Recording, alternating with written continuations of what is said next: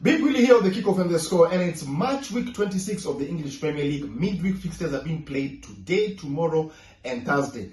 We're just coming off a blockbuster of a weekend where Man City beat Liverpool in very controversial circumstances at Anfield. Arsenal, of course, winning, Chelsea winning, Manchester United winning. So this Tuesday, the 10th of February, there are 4 games on the card today.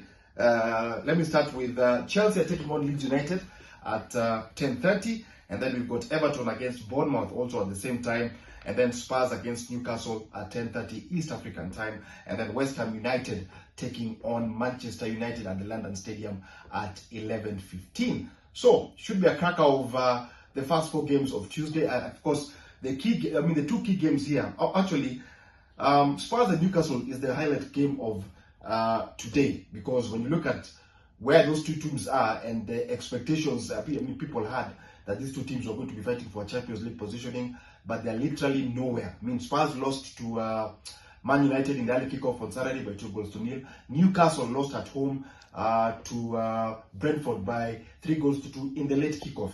And remember already, Newcastle had lost to Liverpool last week. Spurs had drawn to Man City last week. So big game. I think whoever loses this game, I think if Thomas Frank loses this game, I think he's probably going to be out of the door. Spurs are not in a very good league position as we speak.